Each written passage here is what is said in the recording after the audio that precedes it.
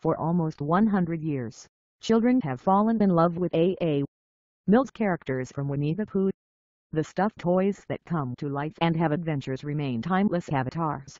Their personalities and struggles resonate with adults for their hidden complexity, but are easy enough for children to grasp. Pooh is innocence, Piglet is anxiety, Tigger is boisterousness, and Eeyore is bravery. As a child, I must have watched the various Disney incarnations of Winnie-the-Pooh hundreds of times. Kids love repetition, after all. From Welcome to Pooh Corner to the animated Many Adventures of Winnie-the-Pooh, I spent hours inside the world of the 100-acre wood.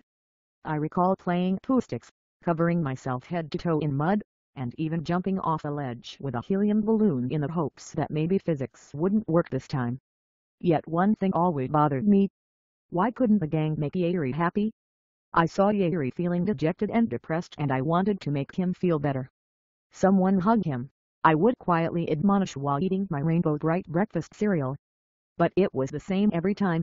There was Eeyore being sad while playing Pooh sticks, being sad while living in his little stick house, being sad because he lost his tail, and why won't someone just sew it on so he'll stop being sad?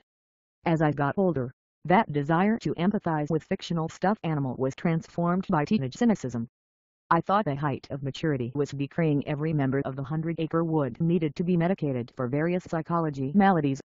I wouldn't be able to see Eeyore clearly, and why I so desperately wanted him to be happy, until I had kids of my own. Coming back to the many adventures of Winnie-the-Pooh as an adult, like retreading anything from childhood, revealed layers I hadn't initially realized, especially when it came to Eeyore. Over the hundreds of times my kids asked to watch the DVD, I realized Eeyore was teaching two very important lessons by simply existing. He showed children how to include a friend who might not be as upbeat and chipper as the rest of the group.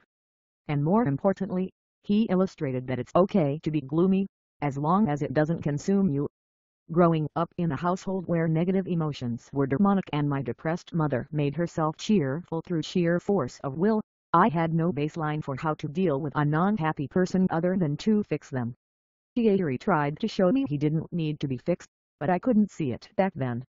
In the episode Winnie-the-Pooh and a Day for Eeyore, the gang discovers Eeyore is particularly sad because no one remembered his birthday.